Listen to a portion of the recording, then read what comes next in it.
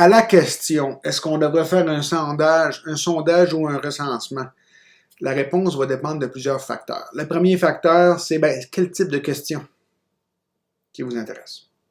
Le deuxième facteur, ce serait la précision requise éventuellement. Si vous devez avoir une précision exacte, là, vous n'avez pas le choix, il faut faire un recensement. Mais si vous pouvez vous permettre un petit peu d'incertitude dans la réponse finale, un sondage serait une meilleure idée. Le coût d'étude par unité. Vous avez un budget en général pour répondre à vos problèmes. Si vous savez que ça vous coûte X dollars par unité, puis vous avez M dollars, une fois que vous avez éliminé les coûts fixes, M divisé par X, c'est le nombre d'unités que vous pouvez vous permettre.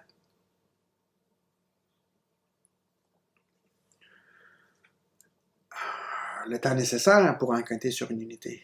Le petit calcul qu'on vient de faire avec les dollars, ça se fait aussi sur le montant de temps à notre disposition. La taille de la population qui fait l'objet de l'enquête. Si on s'intéresse à une population de taille 10, pourquoi pas aller toutes les étudier? Si on s'intéresse à une population de taille 100 millions, c'est moins évident. Et aussi la prévalence des attributs d'intérêt. Si vous cherchez à montrer la présence d'une condition qui est très fréquente, vous n'avez pas besoin d'énormément d'unités de sondage ou dans votre échantillon, mais un truc qui est moins fréquent, beaucoup moins fréquent, il vous faut, de façon correspondante, plus d'unités pour pouvoir identifier l'attribut en question. Peut-être qu'un recensement serait idéal ou serait une meilleure idée dans ce cas-là.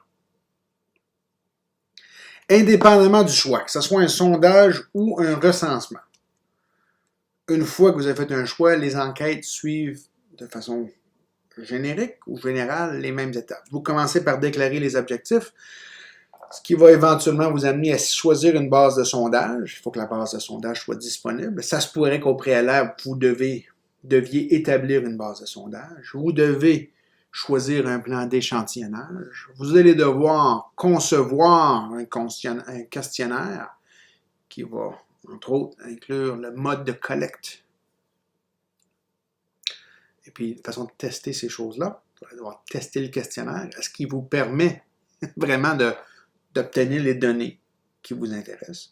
Vous allez les ramasser pour de vrai. Vous allez les saisir, les coder dans vos ensembles de données, faire le traitement, ce qu'on appelle en anglais le data wrangling, l'imputation des données. Quand vous avez des données manquantes, qu'est-ce qu'on fait avec les données manquantes?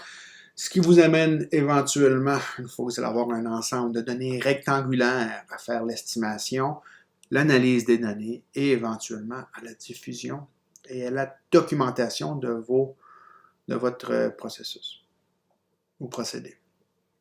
Ça ne se fait pas toujours de façon linéaire. Des fois, on revient en arrière. Ça pourrait, par exemple, que quand vous faites une planification préliminaire, puis la collecte de données peut finir par guider la mise en œuvre, peut finir par vous aider à choisir la base de sondage qui ferait l'affaire. Mais en général, vous devriez partir de l'objectif puis vous rendre à la diffusion. Ça se pourrait que ça soit comme la première fois que vous fassiez ça, si vous vous rendiez à l'étape 4. Puis là, vous vous rendez compte que ça ne fonctionne pas. Fait que vous partez à l'étape 1 en tenant compte de ce que vous avez appris la première fois, puis là, vous êtes capable de vous rendre à l'étape 6. Là, il y a encore des problèmes, on retourne en arrière. Fait qu'il faut vraiment se donner la chance de roder le procédé, mais éventuellement, par exemple à StatCan, là, ils font plus des trucs multi-étapes. Ils savent, ils ont une bonne idée de comment aller chercher l'information, puis ils s'y prennent directement.